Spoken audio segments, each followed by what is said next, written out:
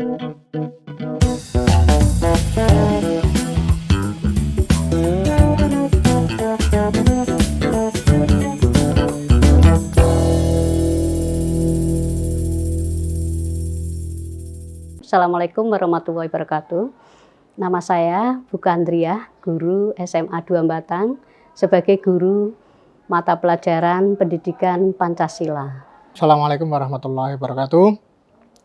Perkenalkan, nama saya Partono, sebenarnya rumah itu di Tersono, dan alhamdulillah bisa mengabdi di sini di SMA Negeri 2 Batang.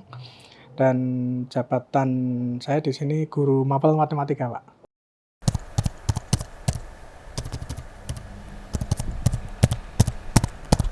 Dengan adanya Bawaslu ke sekolah, itu sangat baik sekali karena partisipasi dari pemilih pemula, sehingga anak-anak akan mengerti tentang adanya pemilu. Jadi tidak permisif saja atau pasif dengan adanya pemilu. Jadi adanya rekrutmen, mengajak untuk tahu tentang demokrasi Pancasila. Pada akhirnya nanti demokrasi Pancasila itu kembali lagi ke anak-anak. Kalau memilih pemerintahan yang baik, bersih, sehingga pemilu yang akan datang pun harapannya semakin baik. Tentunya kita sangat mengapresiasi sekali, Pak, kaitannya dengan sosialisasi dari Bawaslu pada hari ini. Tentunya kan anak-anak terutama ini sebenarnya kelas 11-12 ya, Pak.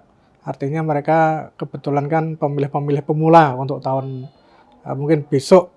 Jadi kalau ini tuh anak-anak usianya di kisaran 16-17, saat pemilu di 2029 ya mereka pertama kali memilih itu. Nah, ini sangat mengapresiasi informasi yang memang sudah disampaikan saat ini, sosialisasi yang disampaikan saya kira nanti sangat bermanfaat untuk anak-anak. Terutama anak itu kalau di medsos kan jarang sekali informasi tentang kaitannya kepemiluan dan sebagainya gitu. Makanya kita sangat mengapresiasi positif, sangat mendukung kalau misal informasi itu jemput bola ke sini.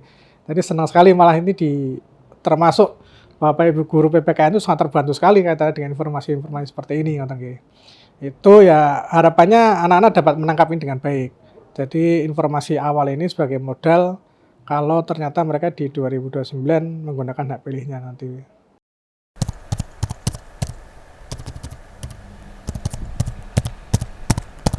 Saya kira kalau masalah pemberantasan itu sangat susah ya kalau secara total.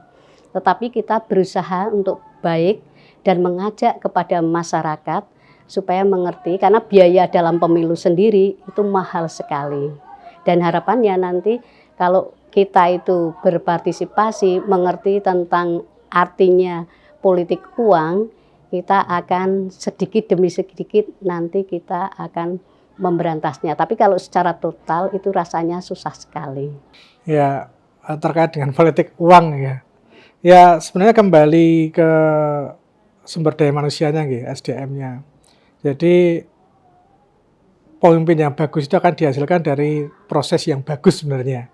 Makanya saat ada politik uang pun, dan itu memang secara aturan salah, secara etika juga tidak pas. Makanya sebenarnya solusi paling tepat, kalau menurut saya solusi paling tepat untuk menghilangkan politik, kalau secara pribadi kan saya masih tidak setuju. Karena kan mesti ya semua warga kan mengharapkan pemimpin yang bagus, pemimpin yang baik itu. Kalau itu diawali dari politik uang dan cara-cara yang salah, saya kira juga tidak memunculkan pemimpin yang baik gitu. Nah, mungkin solusi yang bisa kita tawarkan memang betul-betul sosialisasi terus sampai ke masyarakat. Artinya sebenarnya kan kita kembali ke masyarakat, artinya kembali ke warga. Kalau misal warga itu memang berani tidak menerima, itu tidak akan jalan sebenarnya.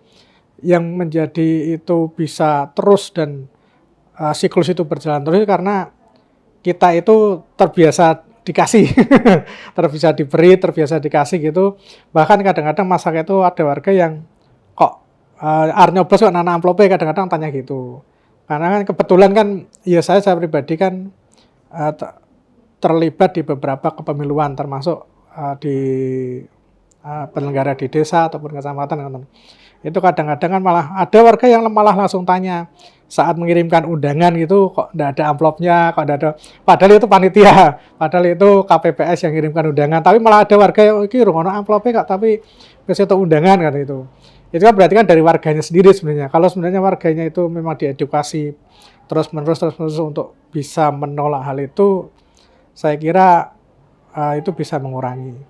Karena kalau kembali ke politisi-politisi dan sebagainya itu ya sulit kalau untuk yang politisinya kan.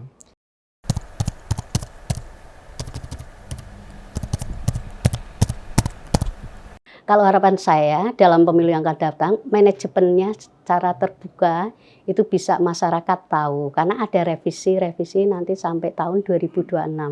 Tapi kalau sudah manajemennya baik dan nanti yang akan pemilu yang akan datang, insya Allah ya juga baik, harapannya seperti itu.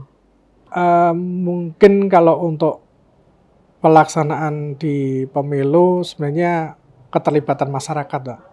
Jadi persentase pemilih itu barangkali masih di bawah sekitar 75-70% gitu. Nah barangkali kan untuk dapat pemimpin yang bisa dapat suara yang banyak itu kadang-kadang kan sampai saat ini kan kita lihat partisipasi masyarakat untuk bisa memilih itu kadang-kadang minatnya itu baru 75-70 gitu. Ya itu mungkin bisa belajar dari pemilu yang dahulu itu ternyata kan tidak lebih dari 80% pemilih itu biasanya.